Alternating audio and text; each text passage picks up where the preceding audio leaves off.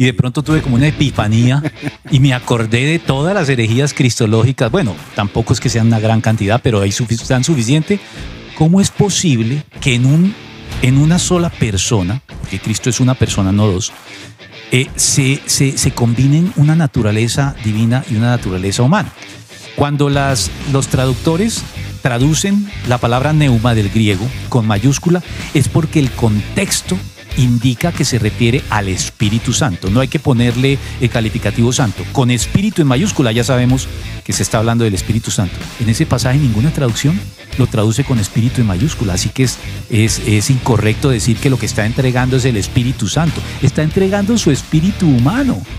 Cristo tenía un alma en que su mente era humana, sus emociones eran humanas, pero su voluntad era la voluntad ascética pura de Dios. Ahí no había conflictos, la voluntad era clara, diáfana y era la voluntad divina.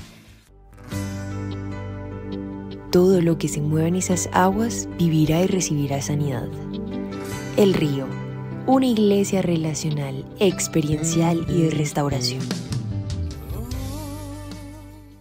Bienvenidos una vez más a este video podcast del Río Iglesia Cristiana sin libreto. Seguimos con el tema de herejías. Esto se puso muy interesante y no quiero desperdiciar la oportunidad que tengo con Arturo Rojas para que nos aclare un poco más las dudas y que nos haga evidentes esas herejías que hoy en día siguen vivitas y coleando. Arturo, una vez más, bienvenido y muchas gracias.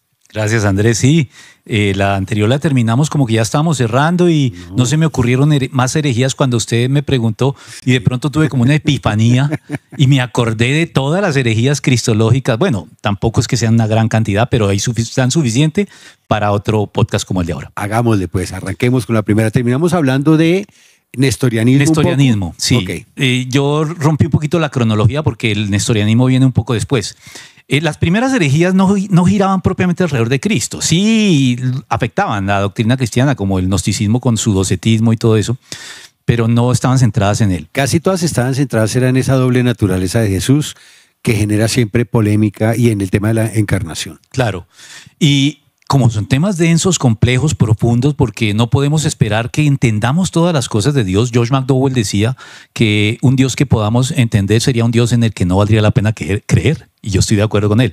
Entonces la iglesia primitiva no tenía ya 2000 años de pensamiento teológico, sino estaba comenzando a tratar de definir los perfiles de la doctrina de manera correcta, y en ese propósito tuvieron salidas en falso, que son las que dan lugar sobre todo a las herejías cristológicas, dentro de las cuales mencioné a Nestorio. Pero ya llegaré a Nestorio de nuevo, porque la primera herejía que surge antes de Nestorio se llama el apolinarismo, debido a Apolinar, que fue quien la promovió.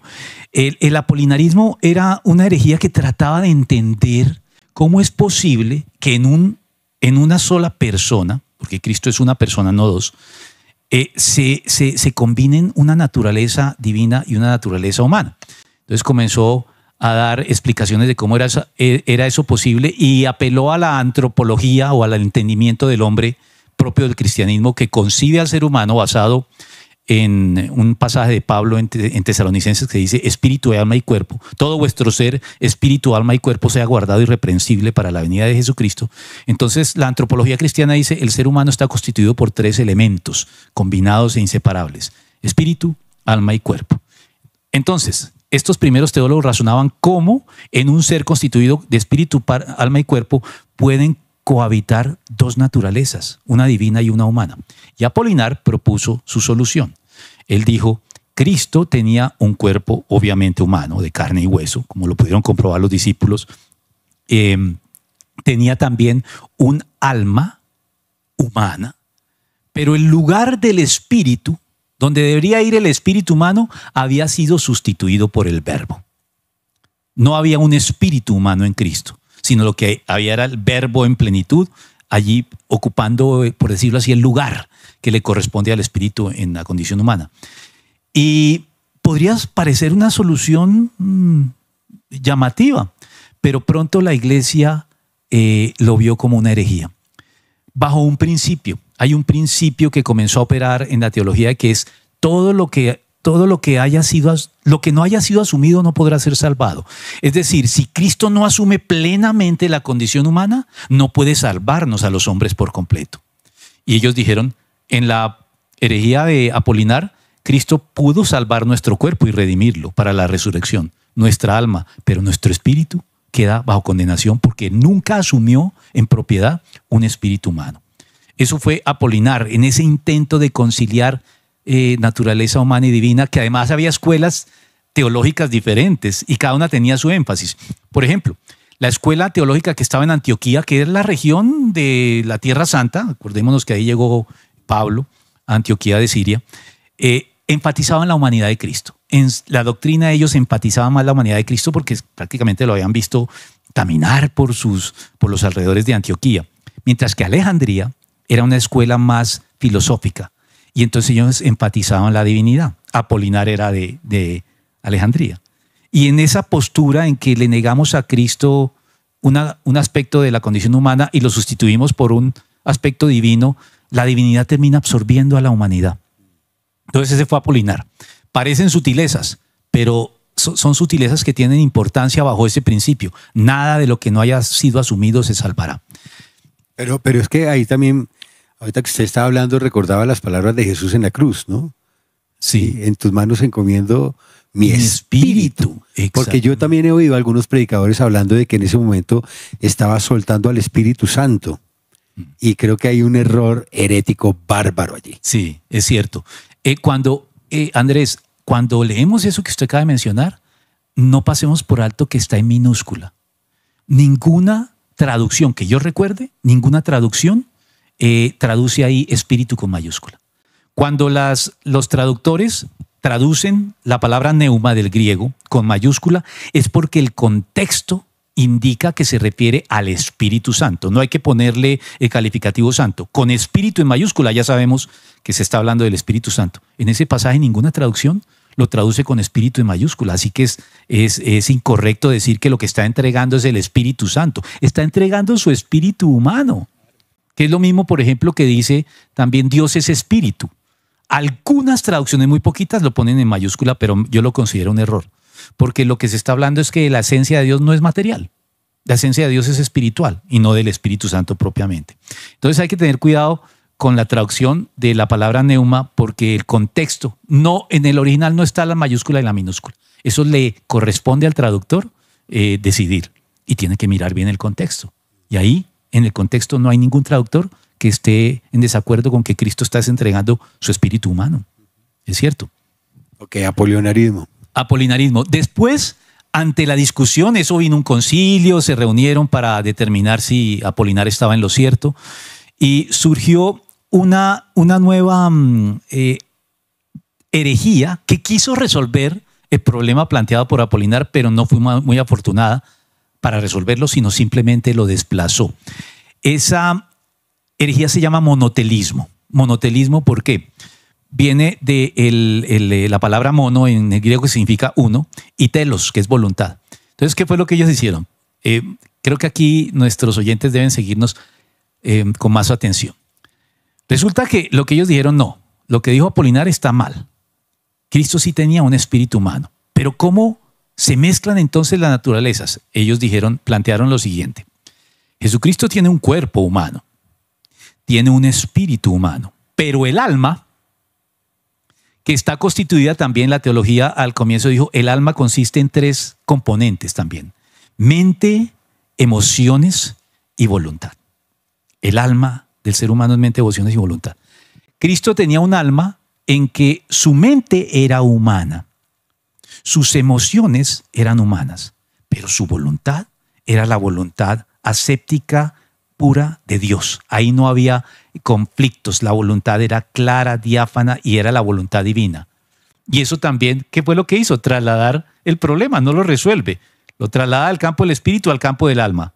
En el alma le concede a Cristo 2 componentes humanos del alma, pero el tercero se lo niega.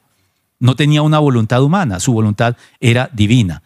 Esto puede parecer una sutileza, pero siguiendo el razonamiento que usted hizo en cuanto al espíritu, que Cristo entrega su espíritu con minúscula, su espíritu humano, si Cristo tuviera una voluntad aséptica divina no tendría los conflictos que de todos modos vemos que tuvo.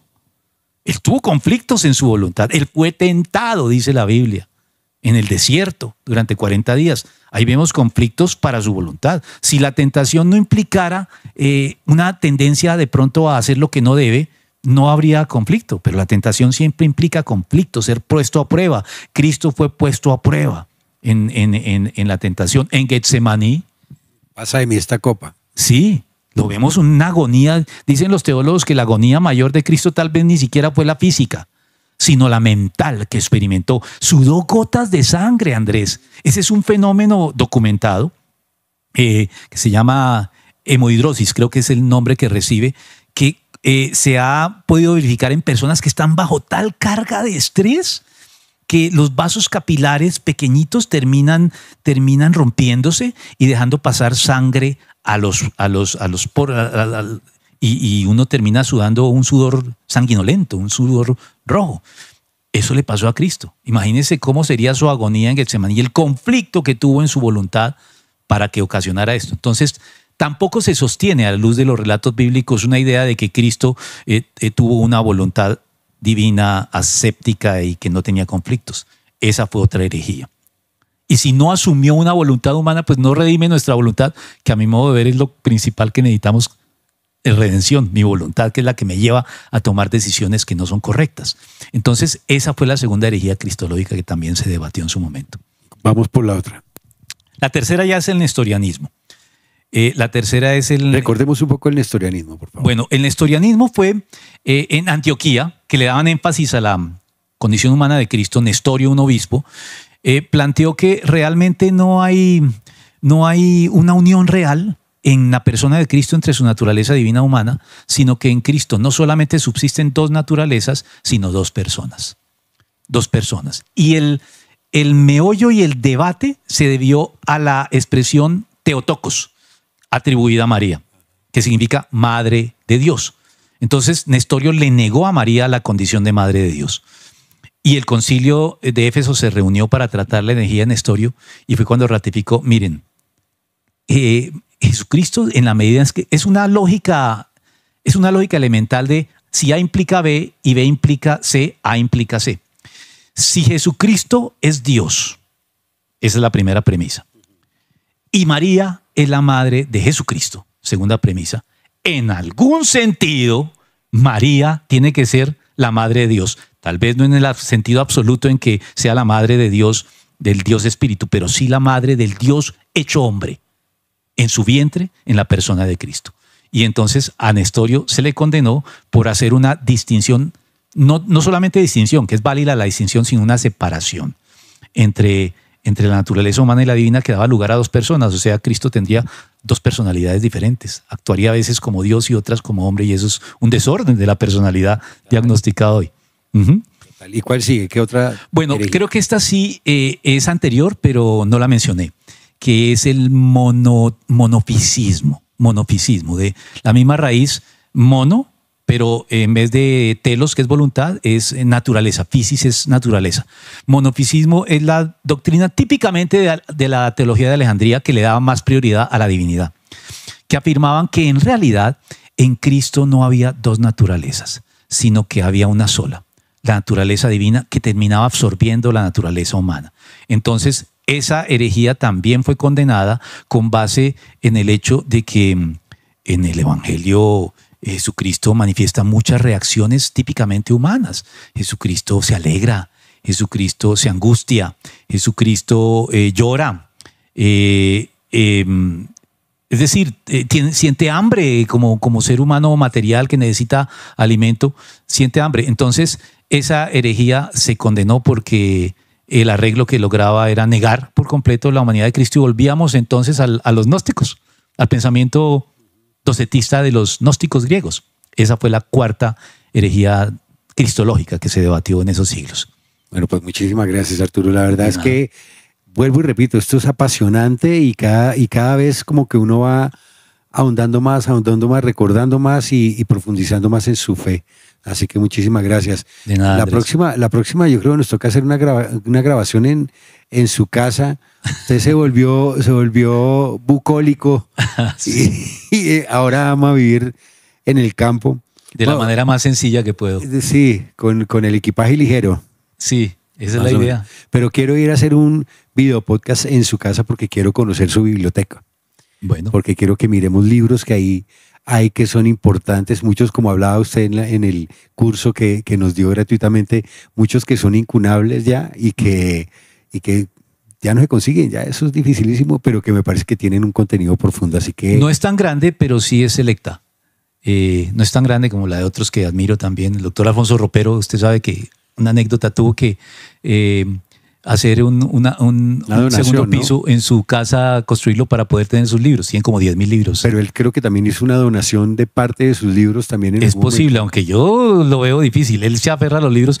A él la esposa una vez le dijo, esas son cosas que hemos conversado con él, le dijo, o los libros o yo, que los libros ocupaban todo el lugar en la casa.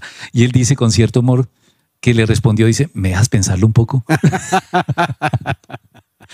Bueno, Arturo, pues muchísimas gracias. Este nos salió corto y conciso y sustancioso, así que muchas gracias. Y bueno, ya quedamos entonces matriculados para otra próxima edición de otro video Claro que podcast con diferentes temas que también queremos tocar desde la teología, desde el conocimiento también. Un abrazo a todos, que Dios los bendiga y que puedan aprender, conocer, crecer y amar cada día más a Jesús. Hasta luego.